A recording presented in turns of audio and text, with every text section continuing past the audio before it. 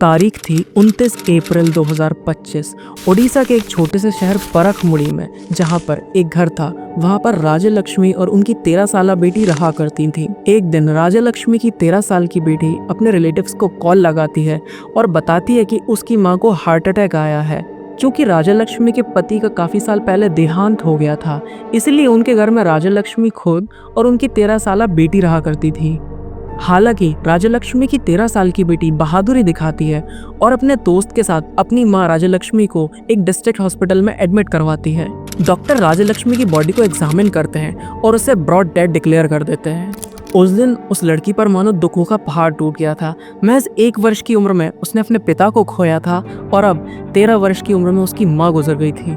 राजलक्ष्मी की मौत की खबर सुनकर धीरे धीरे उसके रिलेटिव परखमुंडी पहुंचना शुरू कर दिए थे, क्योंकि राजलक्ष्मी की बेटी की पढ़ाई परखमुंडी के केंद्रीय विद्यालय में चल रही थी। इसलिए उसकी पढ़ाई की खातिर ही राजलक्ष्मी भुवनेश्वर से परखमुंडी में शिफ्ट हुई थी। लेकिन अब भी उसके सारे रिलेटिव्स भुवनेश्वर में ही रहते थे। राजलक्ष्मी के घर पर पहुंचकर सारे रिलेटिव्स ये डिसाइड करते हैं कि राजलक्ष्मी का अंतिम संस्कार हम वापस भुवनेश्वर में ही करेंगे। अगले ही दिन भुवनेश्वर पहुंचकर राजलक्ष्मी का अंतिम संस्कार किया जाता है और उसकी 13 साल की बेटी को राजलक्ष्मी के भाई शिवा प्रसाद मिश्रा अपने साथ ले जाते हैं। सभी धीरे धीरे सदमे से उभर ही रहे होते हैं कि अचानक 2 हफ्ते बाद राजलक्ष्मी के भाई शिवा प्रसाद मिश्रा को एक फोन मिलता है और उस फोन में इंस्टाग्राम पर वो राजलक्ष्मी की 13 साला बेटी की ऐसी चैट्स पढ़ते हैं जिसे पढ़ने के बाद उनके पैरों से जमीन खिसक गई थी। इस चैट में हो रही बातें कुछ ऐसी बातें थी जिसने इस घटना का पूरा रुख बदल दिया था। ऐसी बात है जिसने एक भयानक सच्चाई से पर्दा उठाया, ऐसी सच्चाई जिसकी ना तो कल्पना की जा सकती थी और एक आम इंसान जिसे अपने सपनों में भी नहीं सोच सकता था।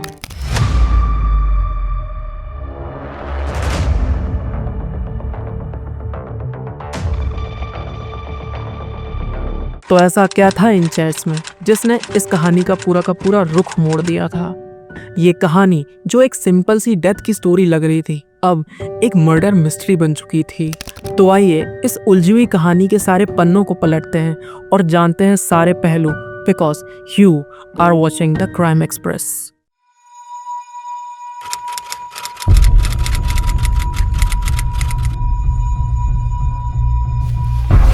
साल 2011 राजलक्ष्मी और उनके हस्बैंड को एक बच्चे की रोने की आवाज़ सुनाई देती है। अपने चारों ओर देखने पर उनको रोड के किनारे एक लड़की जिसकी उम्र लगभग 3 से 5 दिन लग रही होती है, कचड़े के ढेर में लेटी हुई दिखाई देती है।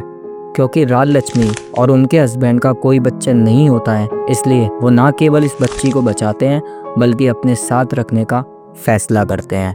इसके बाद राजलक्ष्मी के परिवार में मानो खुशियाँ आना शुरू हो गई थी, क्योंकि देर से ही सही मगर उनका परिवार पूरा हो गया था। उन दोनों को उनके जीने का मकसद मिल गया था। वो दोनों अब लड़की की परवरिश में जुट जाते हैं, लेकिन कहते हैं ना कि खुशियों को नज़र लगते देर नहीं लगती। लगभग 1 साल बाद राजलक्ष्मी के हस्बैंड की डेथ हो जाती है। मानो ये राजलक्ष्मी के लिए किसी सदमे से कम नहीं था, क्योंकि अभी लगभग कुछ टाइम पहले ही एक लड़की के आने से उनका परिवार पूरा ही हुआ था। उनकी खुशी को ग्रहण लग जाता है। उनके पति के डेथ के बाद अब लड़की की परवरिश और पढ़ाई लिखाई का जिम्मा अब राजलक्ष्मी के सर पर था, इसलिए वो अपनी बेटी के साथ भुवनेश्वर से लगभग 284 किलोमीटर दूर परखेलामुंडी में शिफ्ट हो जाती है। तभी कहानी में एक मोड़ आता है जिसने राजलक्ष्मी के सपनों के साथ साथ इंसानियत पर विश्वास करने वाले सभी लोगों की हत्या कर दी थी। दरअसल राजलक्ष्मी की बेटी की दोस्ती 2 लड़के गणेश रथ जिसकी उम्र 21 साल थी और दिनेश साहू के साथ होती है। न्यूज़ रिपोर्ट के मुताबिक राजलक्ष्मी की बेटी इन दोनों लड़कों के साथ रिलेशन में थी। राजलक्ष्मी को जब इस बारे में पता चलता है तो उसमें और उनकी बेटी में लगातार झगड़े होना शुरू हो जाते हैं। राजलक्ष्मी को शक था कि ये दोनों लड़के उनकी प्रॉपर्टी और पैसा हड़पना चाहते हैं। तभी राजलक्ष्मी की बेटी को उनका दोस्त एक साजिश को अंजाम देने के लिए कहता है और ये साजिश पूरी इंसानियत को शर्मसार कर देने वाली होती है और हम लोगों को कि हम कलयुग में रह रहे हैं एहसास दिलाने वाली होती है।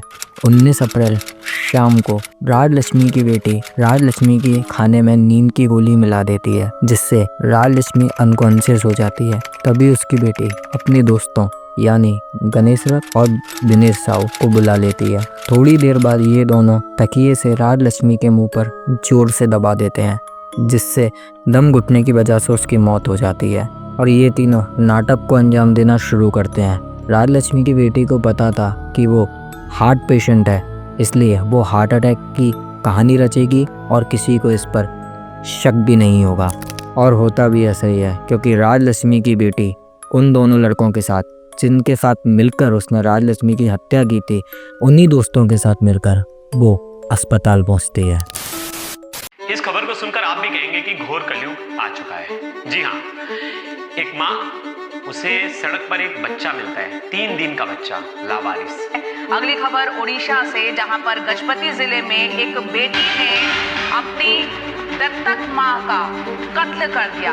वो उसे सड़क से उठा लेती है और उसे पाल पोस कर बड़ा करती है। 13 साल बाद वही बच्ची जिसे उसने गोद लिया था, जिसे उसने सड़क से उठाकर अपने घर में बना दी थी और जिसे माँ का प्यार, ममता सब कुछ दिया था, उसी लड़की ने 13 साल बाद अपनी माँ की हत्या कर दी। प्रेम संबंध का विरोध करने पर बेटी ने मां की हत्या करवा दी और सड़क के किनारे से मां जो है उसको उठा के लेके आई थी और पाला पोसा बड़ा किया। और इस पर किसी को शक भी नहीं हुआ, सबको लगा ये एक नॉर्मल डेथ है, यानी नॉर्मल हार्ट अटैक की वजह से मौत हो गई। नाबालिका झियो प्रेमिक सह मिसे मां को हत्या घटना रे 2 जन को गिरफ्त करिछि पारणाखेमुंडी पुलिस।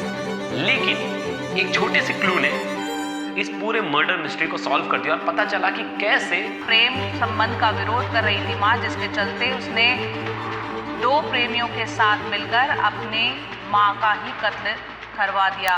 कहीं ना कहीं उसका प्लान सही जा रहा था और किसी को उस पर शक भी नहीं होता है। कहते हैं ना, क्राइम चाहे कितना भी सतर्क किया जाए, कभी ना कभी सामने आ ही जाता है। 14 मई 2025 राजलक्ष्मी के भाई शिवा प्रसाद मिश्रा को राजलक्ष्मी की बेटी का मोबाइल हाथ लगता है, क्योंकि इस चैट में क्राइम से रिलेटेड हर बातें शेयर की गई थी कि कैसे मारना है, कब मारना है और मारने के बाद क्या नाटक करना है, सारा इस चैट के अंदर था। तभी उन्हें पता चलता है कि राजलक्ष्मी की मौत का कारण एक हार्ट अटैक नहीं बल्कि एक सोचा समझा मर्डर था। और इस चैट को पढ़ने के बाद शिवा प्रसाद मिश्रा तत्काल परकमुंडी पुलिस स्टेशन में FIR दर्ज करते हैं और पुलिस 3 आरोपियों को गिरफ्तार करती है और साथ ही उनके पास 3 मोबाइल, 30 ग्राम सोना और 2 तकिया जिससे राजलक्ष्मी का मर्डर हुआ था बरामद करती है। ये केस पूरी इंसानियत को शर्मिंदा करने वाला था। जिस राजलक्ष्मी ने उस लड़की को नया जीवन दिया, उसी ने उसकी जान ले ली थी। ये केस हमें बताता है कि इंसान अपनी ज़रूरत को पूरी करने के लिए किसी भी हद तक जा सकता है। राजलक्ष्मी को उसकी इंसानियत की इतनी घिनौनी कीमत चुकानी पड़ी, शायद उसने इस चीज़ की कल्पना भी ना की।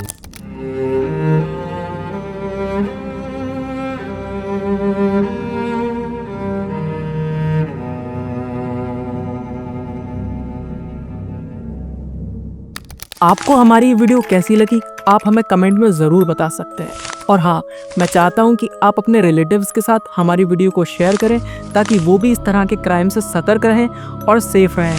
मैं मिलता हूँ आपसे अगली वीडियो में। Till then make sure to subscribe our channel and press the bell icon ताकि हमारी वीडियो जब भी आए आप तक इसकी नोटिफिकेशन ज़रूर पहुँचे। Till then be safe and wait for our next video.